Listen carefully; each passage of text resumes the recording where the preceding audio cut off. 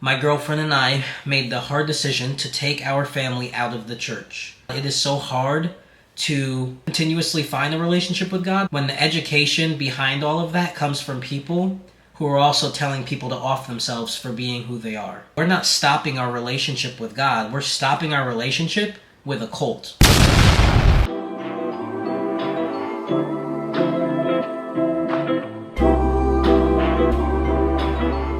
What's up, guys, and welcome back to my channel. My name's Kyle, aka Prince Kyle, don't forget it, and I have an Instagram as well as a TikTok where I share my trans experience as well as the perspective of others.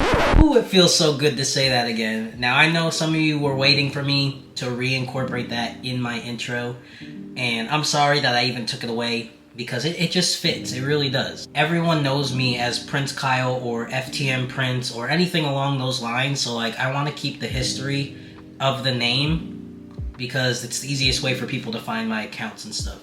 So it's back to stay, and I'm sorry I took it.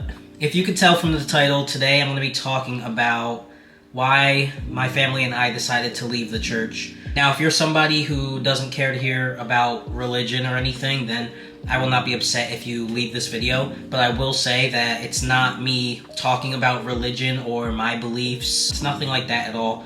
I just am here to talk about why we stopped going to the church.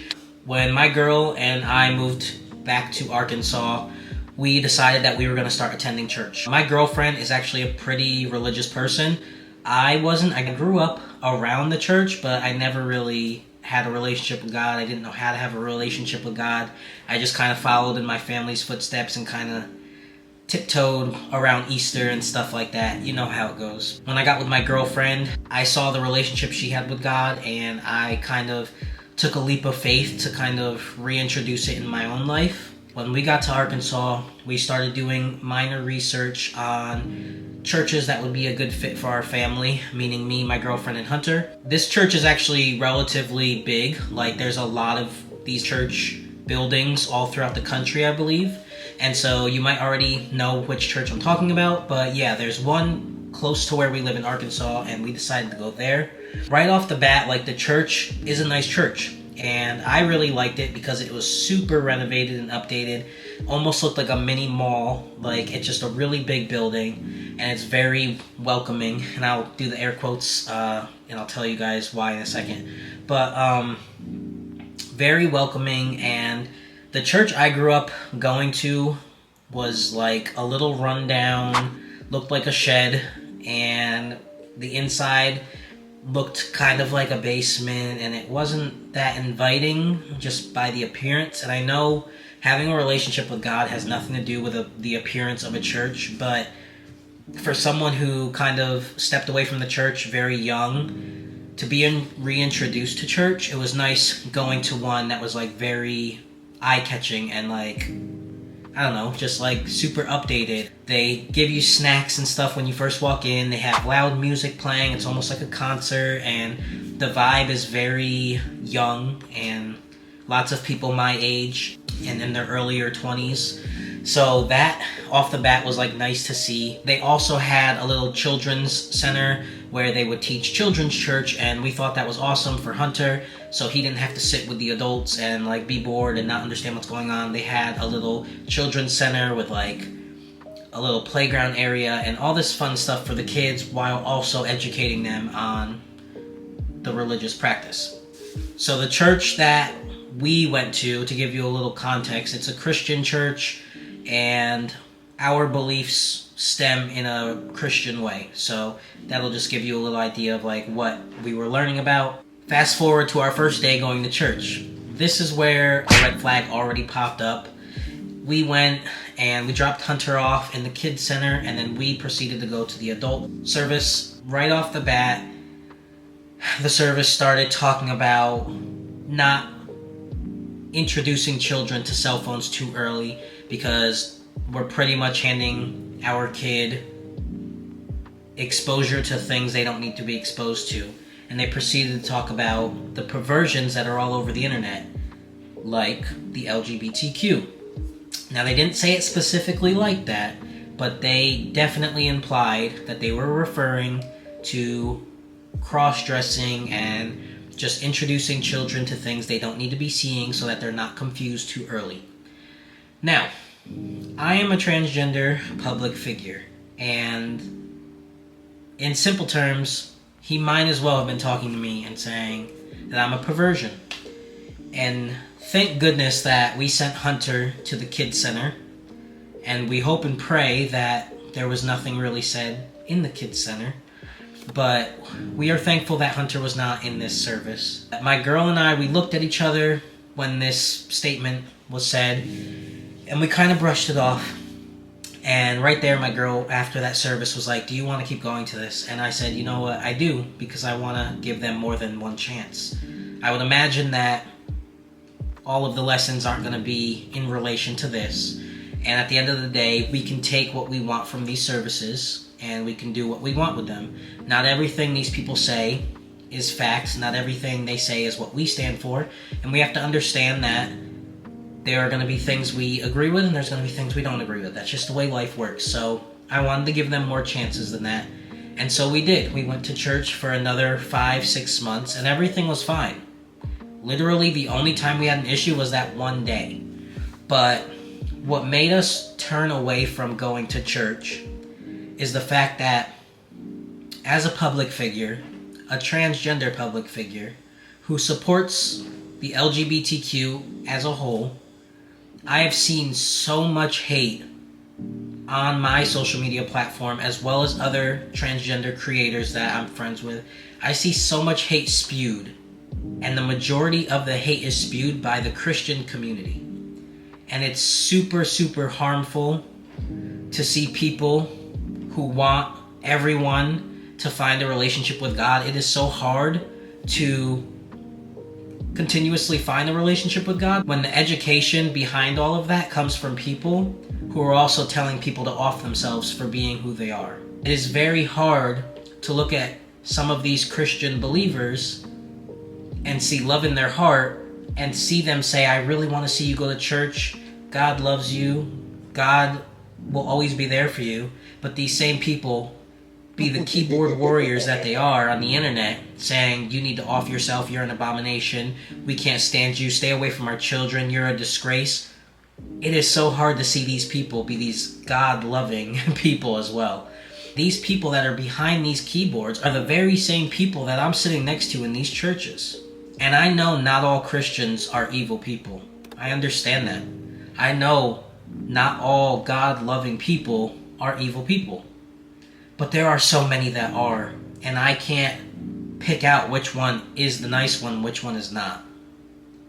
I can't sit in the church and smile during a service knowing that maybe 80% of the people sitting around me wish I was not on this earth. That's not a very loving environment that I want to put myself in. Not a loving environment that I want my girlfriend a part of, and it's definitely not a loving environment that I want my son a part of. And because we were sending Hunter to the children's center where they were teaching children about God, all we need is for Hunter to be exposed to hate. Because whatever your religious belief is, there is no room for hate. If your main goal is to get people to have a relationship with God, you cannot do that by telling somebody that you wish they were not on this earth and that they only deserve a spot in hell. My girlfriend and I made the hard decision to take our family out of the church. Because at the end of the day, we're not stopping our relationship with God. We're stopping our relationship with a cult.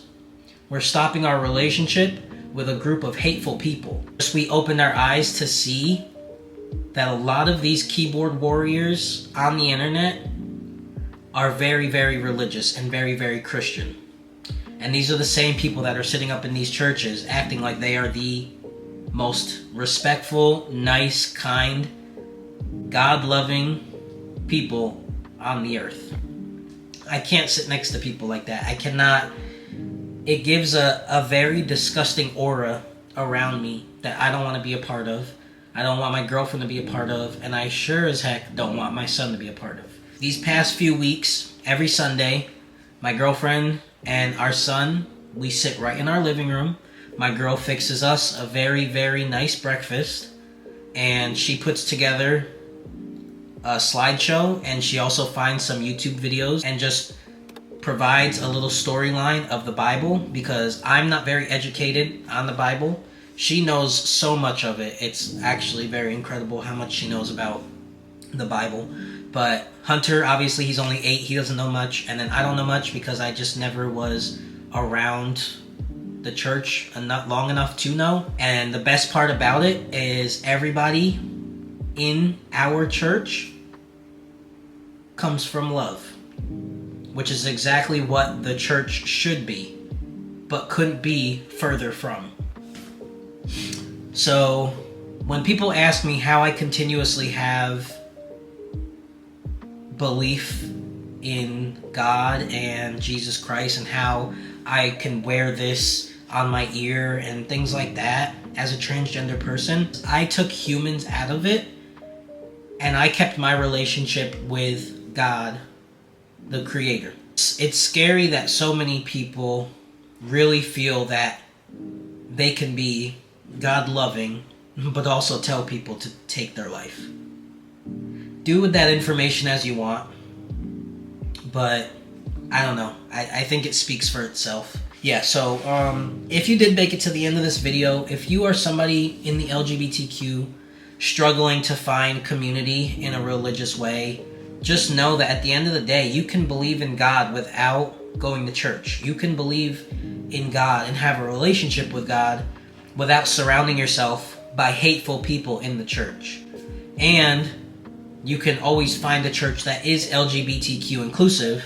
The reason we did not do that, and I know some of you guys were probably wondering why we don't just go to a church that's more LGBTQ inclusive, the reason we don't want to do that is, I guess I have a paranoia with just how crazy the world is becoming and how many people are targeting communities like the LGBTQ or black communities.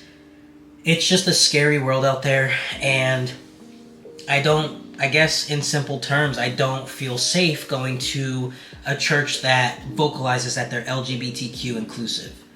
It is a dangerous world, and I don't even need to speak on what my fears are. You can kind of piece together where I'm going with this, but right now, it's just safer for my family and I to do our own practice at home, where we can filter out the hate, continuously have the love, and just educate our beliefs in Jesus Christ and God. And for anyone who kind of feels up in the air with their beliefs and being LGBTQ, just know that you could practice the same way that we do. You don't have to go to church with these hateful people to have a relationship with God. It can literally be you in your bedroom by yourself with no family. Sorry guys, my camera overheated. But like I was saying, at the end of the day, if you are LGBTQ and you are trying to figure out if you can have a relationship with God, at the end of the day, you can do it right in the comfort of your own home, in your own room, on your own private time, where no one else can put in their bullcrap opinions. I hope you guys did enjoy this video. If you did, make sure to like, comment, and subscribe. We are still on the road to 100,000 subscribers. We are so close. As always, I love y'all. Peace.